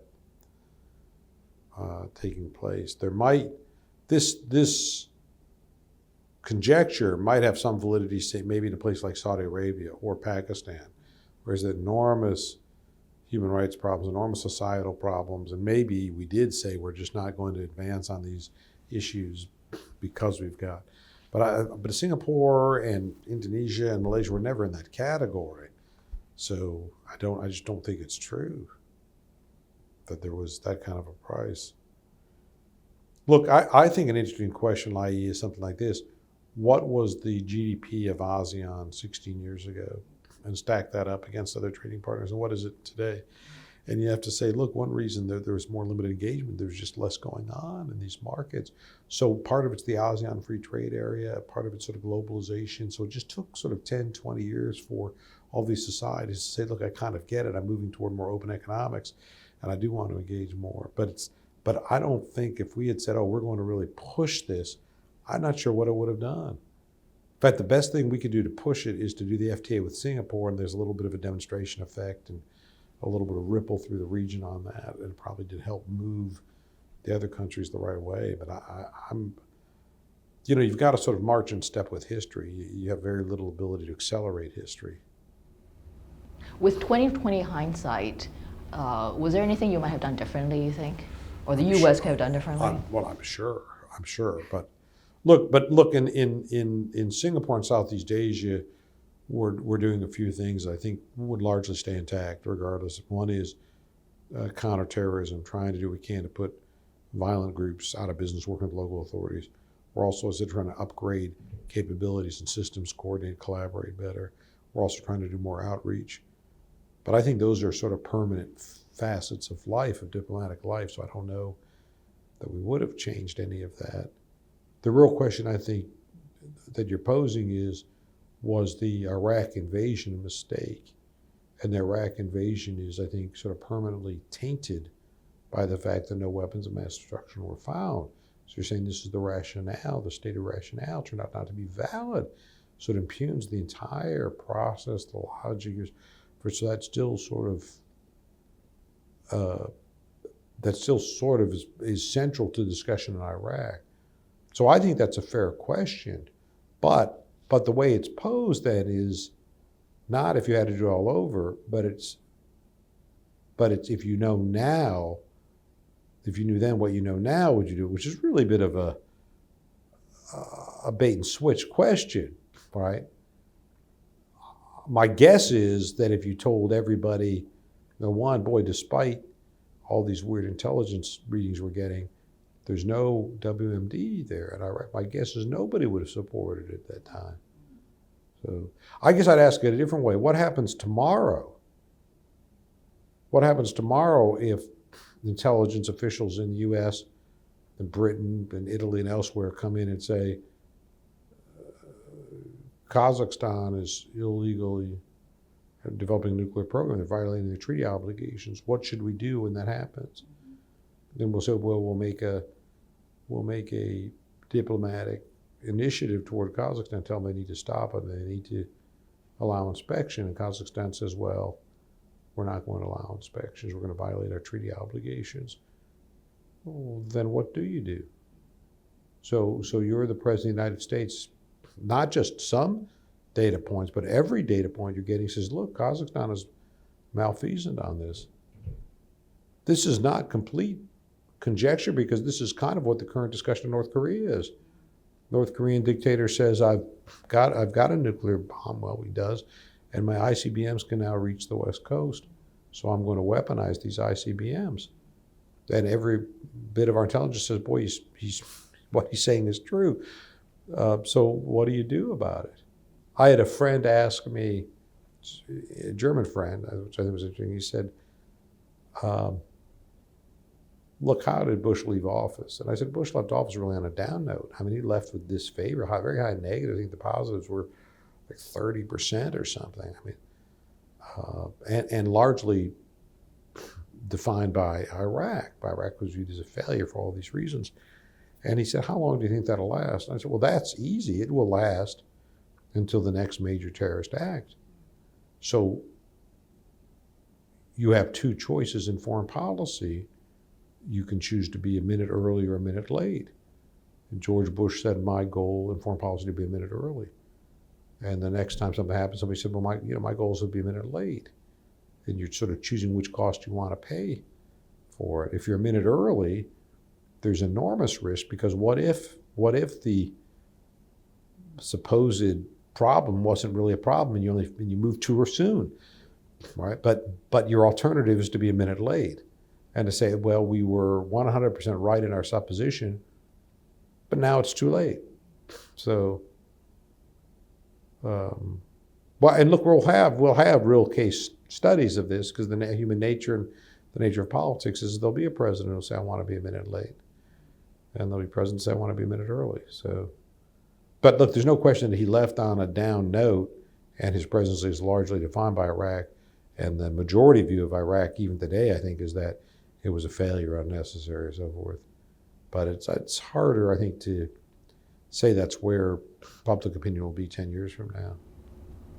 If I may shift the conversation a little bit. In your view, did President Bush, did his administration give enough attention? Did it engage enough with Southeast Asia? Well, it's always hard to measure that. I don't think there was an obvious gap of something that wasn't done. I don't think you're saying, boy, this is the one thing you should have done was this. And there weren't other opportunities. I spent a lot of time on trade. There were not other opportunities on trade to do more with trade. There were probably moments, I think, when Colin Powell stepped down and Condi Rice came in, and Condi Rice said, look, I don't want to go to the ARF. And Colin Powell's more, I wouldn't call him a natural extrovert, but he's more collegial. She's a professor. She just by demeanor and work, and I'm very good friends with both of them, but look, she's a certain personality type, he's a certain personality type. So he would say there's value in the ARF and going there. I think you say maybe there's less value in that, so she has less of an appetite for it. So, but look, these are not irrelevant, but these are kind of on the symbolic side of diplomacy. But look, it's important for the Secretary of State to show up. I would do it.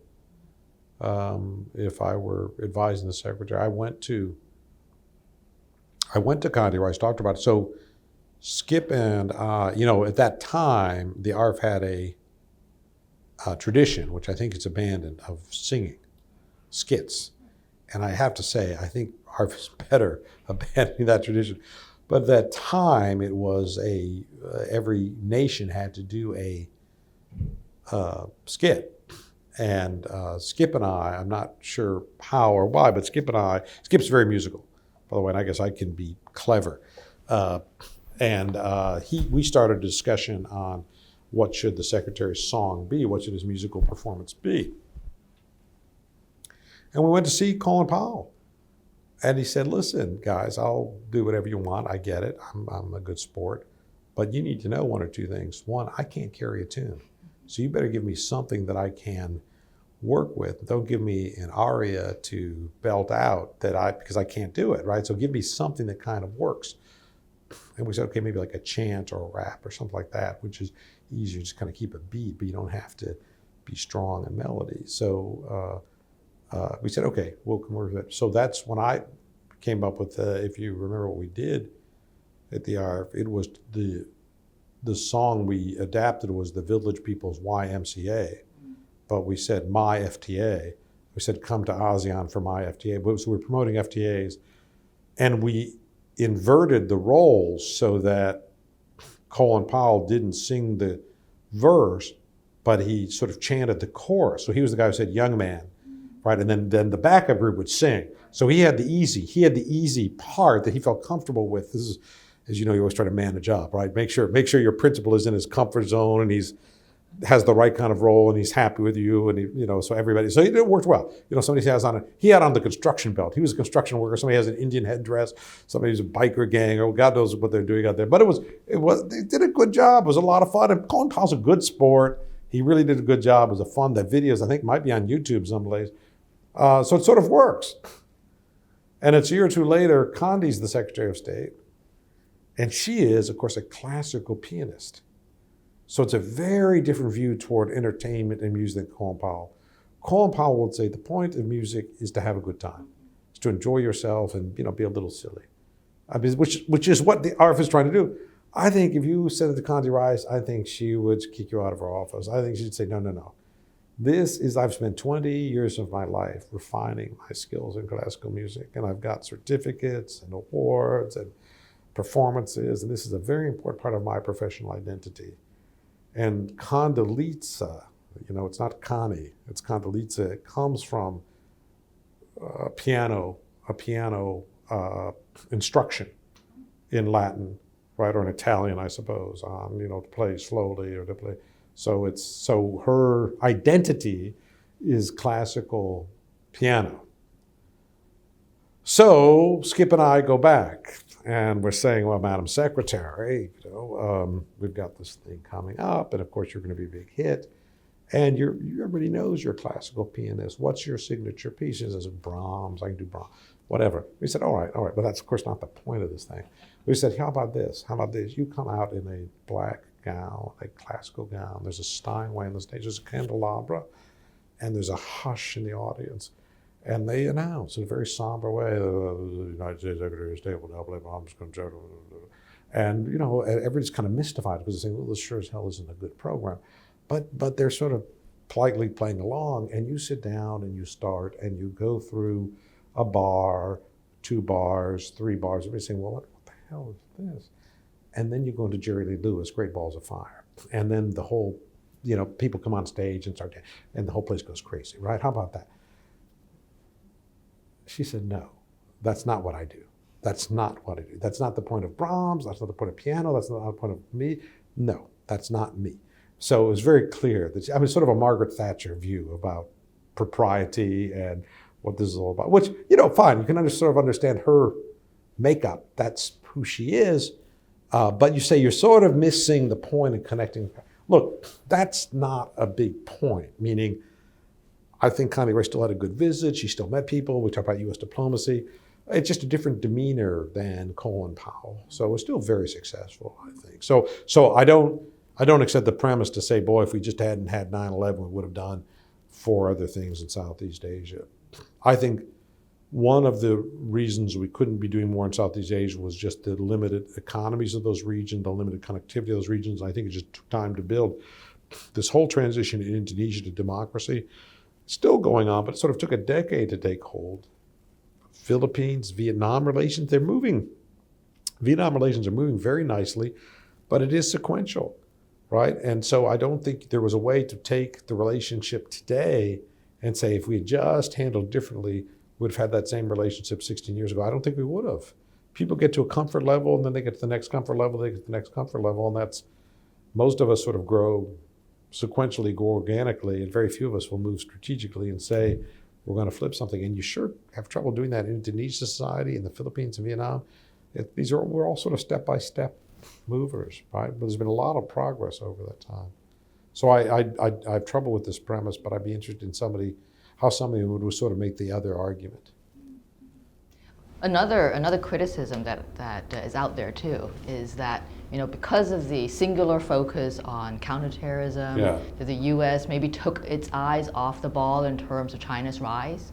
That the U.S. didn't cultivate cultivate a deeper, richer relationship with countries in Southeast Asia that would stand it in better stead given China's emergence. Do you buy any of that? I think it's very hard to make this point. Look, you could say there's all sorts of direct and indirect costs to the Iraq invasion. You could certainly say it was a mistake or whatever, and that's another debate. But I don't think we're saying we only have sort of 3 smart people at the State Department and they all just focused on Iraq, so nobody thought about China. Mm-hmm. You could say actually our U.S. relations with China were very positive in the George W. Bush era, and I think they've deteriorated in the Obama administration, when theoretically Obama's not as focused on, we saved all of this effort and time and money in Iraq and Afghanistan. We're doing much less in Afghanistan. Are we really doing any more in Southeast Asia? I don't think so. So, he'd probably say the pivot to Asia, but I'd say the pivot to Asia, I think, had 2 components to it. One is TPP, which he didn't deliver, and the second would be to work out some kind of geopolitical accommodation with China, particularly South China Sea, which never took place. So there's no issue in the South China Sea was resolved in the course of 8 years. So this is in a context where the effort gone into Afghanistan and Iraq is decreased by 90% or something. So it belies this theory. Let's make another shift. Talk a little bit about the free trade agreement with Singapore. Mm-hmm. Your role in it and why it was important. Look, the good news about this free trade agreement is that both sides were committed to free trade. I think Singapore government said there's going to be economic benefits and there's better political connectivity. The U.S. government said we're in the market. We need this kind of international connectivity. It was too early for TPP or broader grouping. Europe wasn't ready either. So you're sort of hunting for ways to chip away, make inroads. So Singapore stood out as an attractive partner.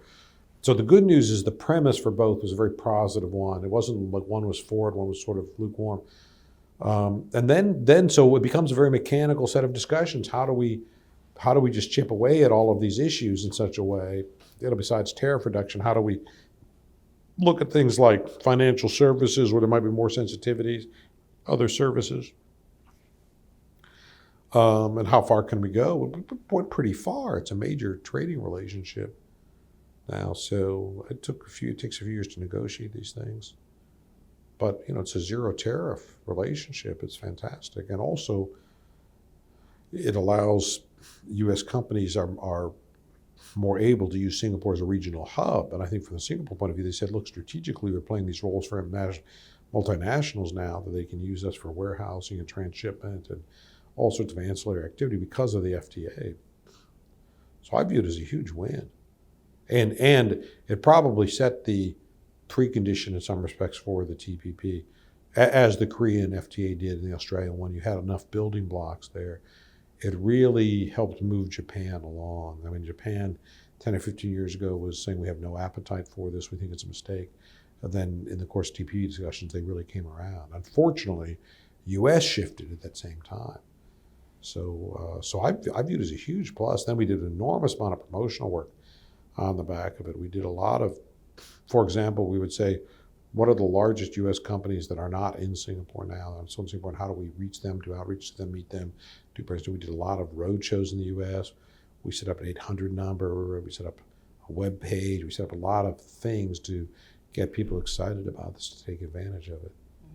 So, how does the FTA advance U.S. interests strategically as well in the region? well, that connectivity is important. I mean, Americans need to understand that there's enormous economic activity out in Asia, and the FTA is a great signal to the market. So the more sophisticated they are, the more present they are in those markets, I think it does help. And it's a building block for strategic connectivity. You know, again, most Americans begin with some kind of European orientation, that they visited there, they've worked there, they have friends or something, and they just don't have that same connectivity in Southeast Asia. So this just pulls them in a little bit more. Can you also talk a little bit about the Strategic Framework Agreement? Yeah, if I recall the terminology right, I wasn't for this. The Strategic Framework Agreement, there's an intelligence agreement. I was for the Strategic Framework Agreement. Look, Singapore wanted to have a mechanism for security cooperation that was not an alliance, which I agree. I mean, we want to go as far as Singapore wants to go. Singapore said we want to remain neutral. We don't want an alliance, but we want to be able to collaborate on issues and initiatives short of an alliance. So this just took us down that road. So we're just doing more with Singapore, more exchanges, more training, more exercises at sea. The main element of interaction there was naval. There was a significant amount of air training and Air Force activity as well. So Singapore, at least 16 years ago, had more military in the United States than any foreign military. Nobody, because it doesn't have the airspace for training and going through, the F-16 training all takes place there. So that was huge. I think Singapore gets enormous value out of that. And look, it's useful to have friends. It's useful to collaborate. So if we can work with other countries in the region and work with them on training and exercise, so it's better for everybody. Did that have anything to do with 9/11 or no? I don't think it was directly driven by 9/11. I think Singapore. Look, this is I think primarily driven by Singapore foreign policy. They say we are the small power. The small power should seek the involvement of all other powers, then it has more space. So and the United States is the power that there's always this isolationist temptation, as we see now. So we need to do whatever we can to continue to solicit U.S. involvement in the region, right? The other major powers, China, that's not viewed as a benign power. There's not a positive history there. Japan is in the region, and they're a good economic partner, but they can't play the political military role. India and Australia are potential flanking powers, but they're smaller. They just don't have the horsepower of the others. So, but if you ask Singapore, they'd say we want everybody involved in the region. So I think it's just a way of anchoring us a bit more in. So when you left your position as ambassador, of course you became Undersecretary for Commerce, did you feel like you had done your bit? I think we felt pretty good, yeah, I think so. We got through some real bad weather. I mean, the other thing we talked briefly about was SARS, but the 9/11, the terrorist threat, the free trade agreement, strategic framework agreement, SARS, there was a fair amount of turmoil there. So just sort of being supportive and being friendly while all that's going on, I think was good diplomacy. Yeah, we left with our head held high. We felt good relations with Singapore. I think it's a very positive relationship. Well, the Singaporeans are basically rationalists, and the United States is largely rationalist. Yeah, there's a lot of good news there. What would you say was your high point as ambassador?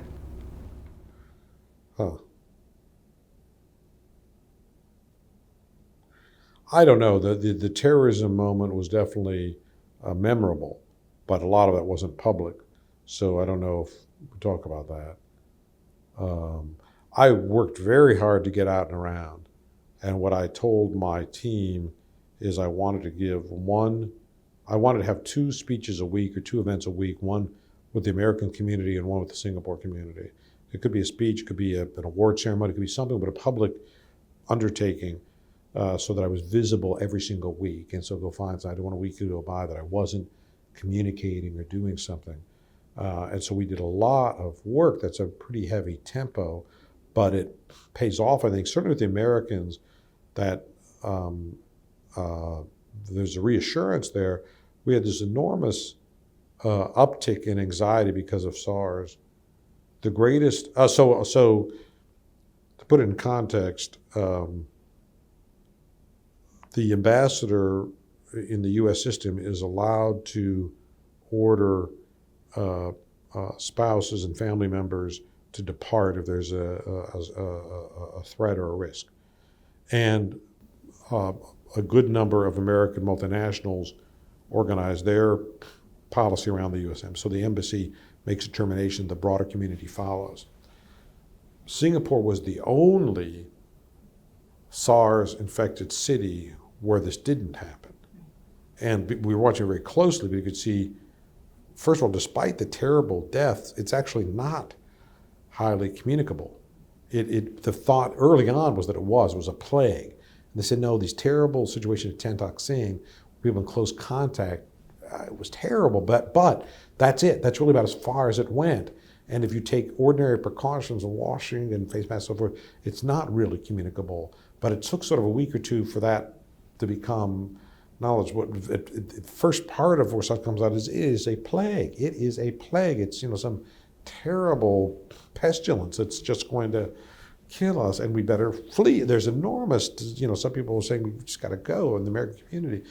And clear also the Singapore government was saying, look, we would prefer if you didn't do this because it just adds to the anxiety, right? If the U.S. government says we're out, we're gone, and the multinationals say we're gone too, all you're going to do is add to this problem. So if there's a way not to do it, don't do it. We could look at the data, and there was a huge debate back and forth. And I said, I'm not going to do it. I'm not going to do it. I think they've made a mistake in the other cities to do it, the other jurisdictions. I don't think there's a place not contagious. I see where government is correct on this, and I'm going to publicly say we're not doing it. But what's interesting, I don't say this is necessarily my proudest moment, but I received more criticism on that decision than any decision I took, only from the Americans.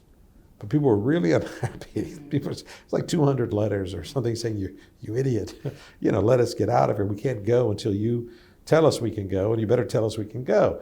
And I said, I'm going to tell you, you can go. I'm not going to do it. And interestingly, there happened to be, I think, a minor outbreak in Canada and Montreal or something, and there was something in Denver. So he said, look, you're not necessarily improving your health situation by running back to the U.S. anyhow. So we just need to see this thing through. And again, after about 6 weeks, people were a lot calmer. They said, okay, whatever it was it's not contagious. But at the moment, there was a little, panic's too strong, but there was definitely an anxiety spike. And people were unhappy with what I did, but I know I did the right thing, that I didn't want to add to panic.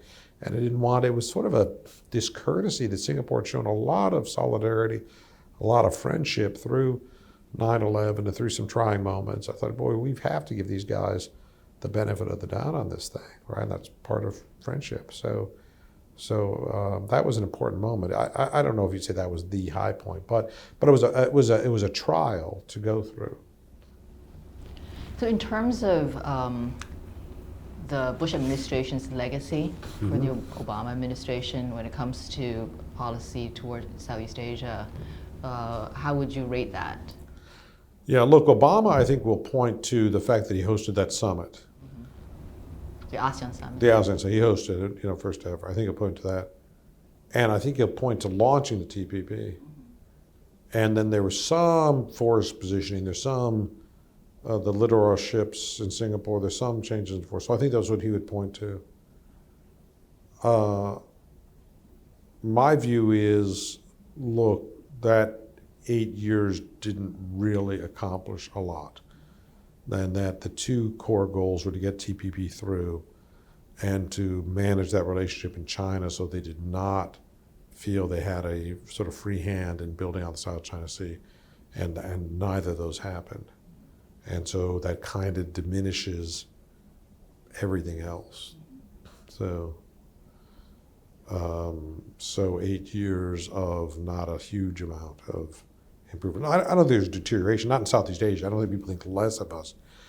There's probably a little connectivity and pride in Indonesia because of the president's personal connectivity there. But I don't think there's deterioration. Well, there's definitely deterioration in the Philippines, but that's personality driven. But in general, you'd say relations are good in ASEAN, Southeast Asia, and probably all the numbers, trade numbers, tourism are up nicely. There's just more going on. So. Well, I really enjoyed hearing the stories you had to tell. Are there This is good therapy. It's good to chat about it. That's what I'm saying. You've got to write this stuff up, like you got to put this stuff out there. I would love to. But is there anything that I didn't touch on, or that I could have? I'm sure, but I'm trying to think and recollect. You ought to try to. If you're in Singapore, you ought to sit down with my wife, and she'll have memories, at least sort of some of these questions about, did you hear this kind of criticism, or did you hear that? And she, I think, was more tuned in. I was so much G to G oriented, right? And also, even when you're in a sort of a somewhat informal setting, people know you're the ambassador, so you just don't pick up. But she is the spouse, the ambassador. She would pick up a lot more. People would talk to her or say things to her that they might not feel comfortable saying to me. So how often do you get back home? Once every couple of years. Oh, not that often. Not too if you're often. going back, talk to my wife, and also Skip Boyce is based in Singapore, although he might get back here once a year or so with Boeing. We're going to try and catch him while he's Well, back you might here. want to catch Ann when she's here in town as well. I mean, when she's in the U.S. as well, but she can at least answer some of these questions about. Yeah, that's a great idea. I would love to do that. Yeah, because you asked some really interesting questions about, do people like this or don't like that, and you say, you know what, I have no idea. I have no idea, because I'm making representation of the foreign ministry, and the foreign ministry is saying this is our view, and this is what we're. I mean, it's an open question as to whether people liked it or didn't like it. And it's very hard to measure this. So, it's interesting what you're saying, because I feel like part of the untold story of foreign relations is, what the spouses and the families experience and hear. Well, she would definitely have more data points than I have. That's for one thing. But it's very hard to measure. If somebody says, well, I got 8 people criticize this, you'd say, well, what does that mean? That's very hard to measure. You're a degree in political science or in? Political science. Yeah. So, I mean, it's unsatisfying as a political scientist. You'd say, this is one person's comment, and what does it mean? We did things in 01, 02, 03. We started looking at like internet chat rooms to see, but we also said, look, this is sort of interesting, but also these are the more, it's like chat rooms today, right? I mean, if you don't like Obama, you'll be on a chat room, and it's not exactly a thoughtful. So we did that for a few weeks to say what's going on out there. We said, these are just sort of angry people, so it's very hard to measure what people think. So it's a difficult answer. There's that Pew survey, and that might be good for Indonesia, or good for data. I don't even think they did that in Singapore. I haven't come across things from Singapore. There's probably there's odd indicators like trade. I say it's odd because it's not really driven by people's opinion or people. It's driven by all sorts of other factors. But at least you can look at trade data in that time. Tourism and student applications might be a little more of an indicator of actual feelings that people, right? But there's a huge drop in students post 9/11 because people were concerned about all sorts of issues, right? And receptivity, just the welcoming of the U.S., but it climbed back up. So there might be some formal data you can find, but it's a hard question to answer. Yeah. So. All right. Well, if was that useful? Yeah, was it a good chat? absolutely. Yeah. Thank you. Thank you very.